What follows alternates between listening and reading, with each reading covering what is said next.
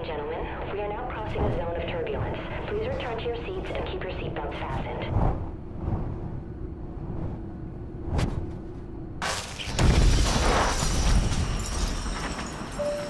Flight attendants and cabin crew, please.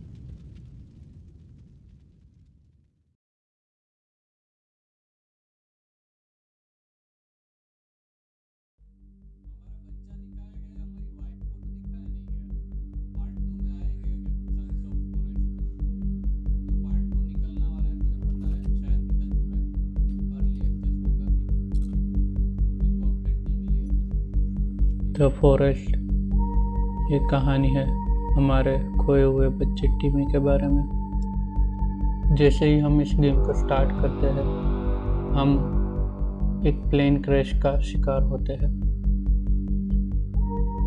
वो plane crash के अंदर हम सिर्फ एक सोल सर्वाइवर होते हैं और कोई भी जिंदा नहीं बचता। हम बेहोशी की हालत में ये देखते हैं कि एक लाल कलर का आदमी टिमी को किडनैप करके ले जा रहा है।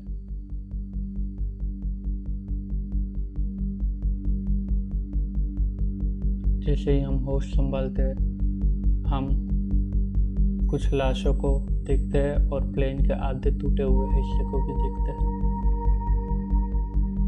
हमें यहाँ पे प्राइमरी सर्वाइवल चीज़ें भी मिलते हैं, जिससे कि हम अपने गेम को आगे ले जा सकें।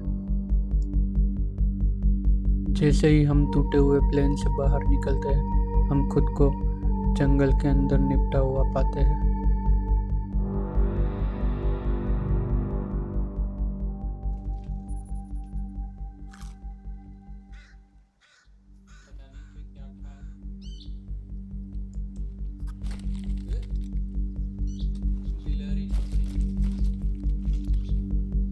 इस जंगल की कहानियों से अनभिज्ञ होकर हम अपने सर्वाइवल के सारे साजो सामान जुटाने में लग जाते हैं।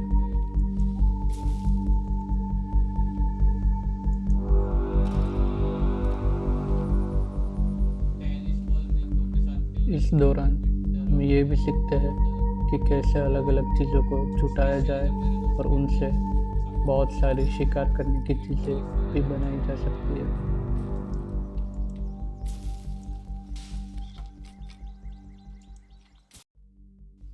इसके बाद हमें एक अपने लिए जगह का चयन करना था, जहाँ पर हम अपना सामान भी आसानी से ले जा सके और सुरक्षा के लिहाज से भी वो जगह हमारे लिए सही हो। और हमें ऐसी एक जगह मिल भी गई। इस जगह पर सामान ले जाना बहुत ज़्यादा आसान तो नहीं था, लेकिन बहुत ज़्यादा कठिन भी नहीं था, और ये सुरक्षा के लिहाज से भी एक बहुत अच्छी जगह थी।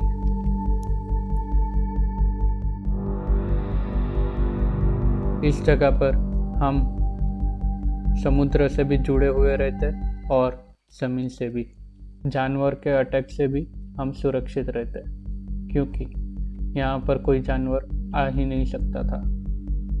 तो फिर क्या था, हमारे अपने जगह का चयन करने के बाद हम उस जगह पर अपना बेस तैयार करने लगे। हमने सबसे पहले एक फायर पिट बनाया और उसके बाद हमने अपना घर बनाया जो हमारे रहने के लिए सबसे ज़रूरी था, और हमारी गेम भी सिर्फ उसी के अंदर होने वाली थी।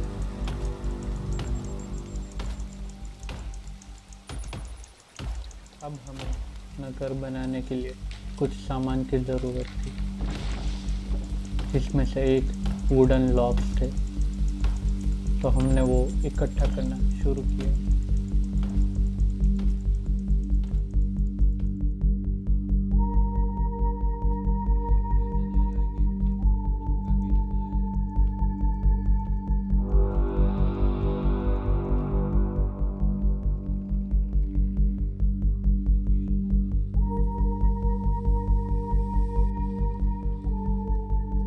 और हमने फाइनली अपना घर बना दिया बिना किसी अड़चन के।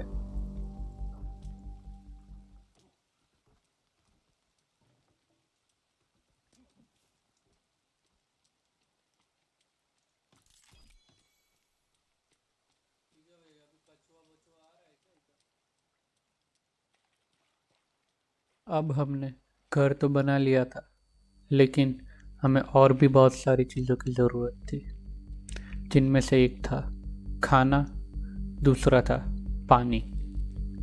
इन दोनों चीज़ों के बिना हम बिल्कुल भी सर्वाइव नहीं कर सकते थे।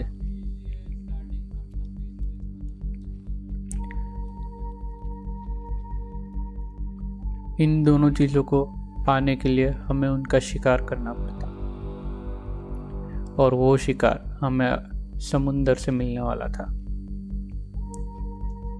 मैं बात कर रहा हूँ समुद्री कछुए की। और रात होते ही हमें और भी दूसरी चीज़ें मिली, जैसे कि बर्ड्स। जैसे जैसे हमने गेम को आगे खेला, हमने ये पाया कि बर्ड्स के फेदर्स का यूज़ करेंगे, यानी कि उनके पंख का इस्तेमाल करके हम तीर बना सकते हैं। लेकिन हमें तीर बनाने के लिए लकड़ी और कुछ कपड़ों की ज़रूरत पड़ने वाली थी, और एक रस्सी की भी ज़रूरत पड़ती। तो ये सब चीज़ें हम जहाँ पर थे वहाँ पर हमें नहीं मिलने वाली थी। वो सब चीज़ें खोजने के लिए हमें थोड़ा दूर जाना पड़ता।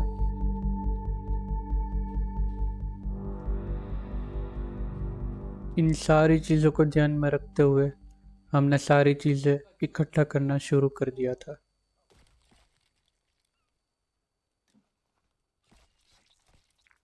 फेदर्स हमें अभी काम में नहीं आने वाले थे, लेकिन हम बात का यूज़ सोचते हुए अभी उनको इकट्ठा करने लगे थे। हमने बहुत सारे कछुए के शेल से पानी एकत्र करने का पात्र रेडी करना चालू कर दिया था। तो यहाँ पर हमारे दो काम हो रहे थे। एक, हमें फूड भी मिल रहा था कछुए के शिकार से, और दूसरा, हम पानी भी इकट्ठा करना चालू कर चुके थे।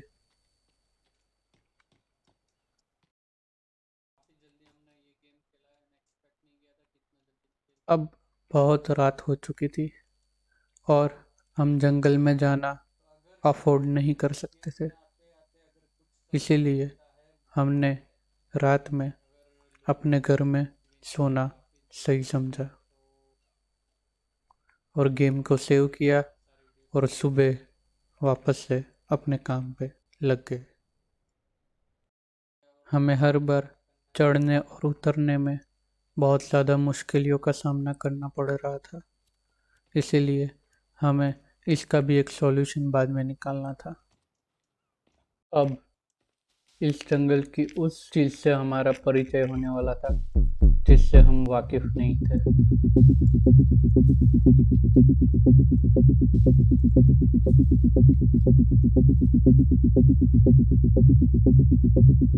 हमारी मुलाकात दो आदमखोर से होने वाली थी।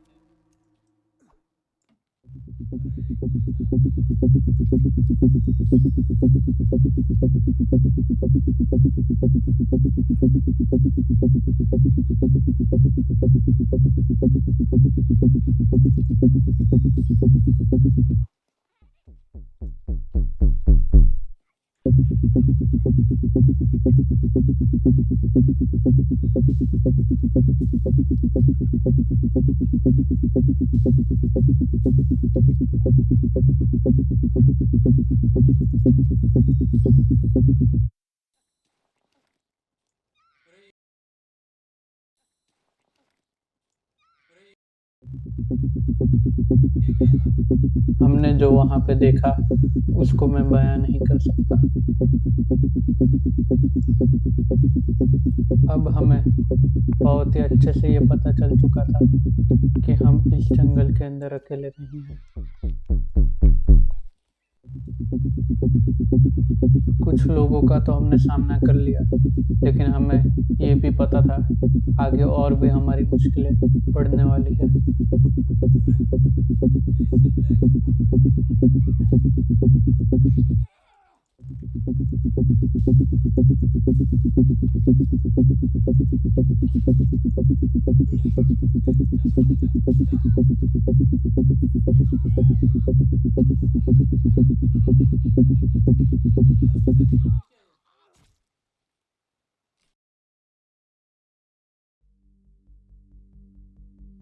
अब हमें जल्दी से हमारा बेस सेटअप करने की ज़रूरत थी और हमने किया भी वही।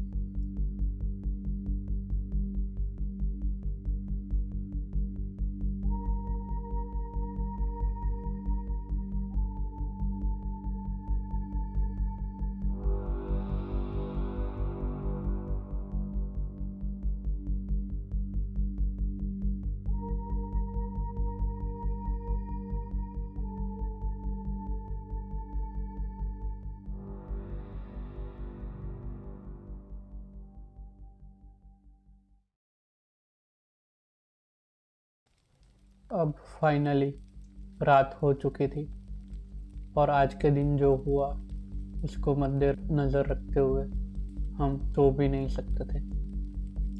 हमको रात को जागना पड़ता क्योंकि रात को कभी भी और भी अटैक्स हो सकते थे और मेरा अंदाज़ा भी सही निकला, रात को अटैक हो ही गया।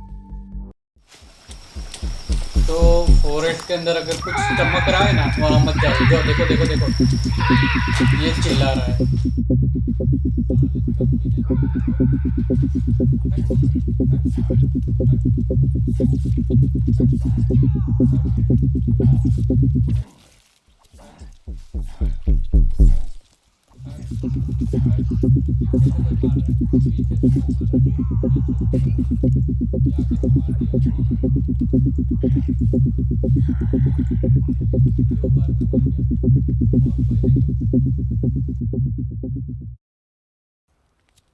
अब हमने इनसे लड़ना भी सीख लिया था और इनके शरीर की हड्डियों से कवच बनाना भी सीख लिया था।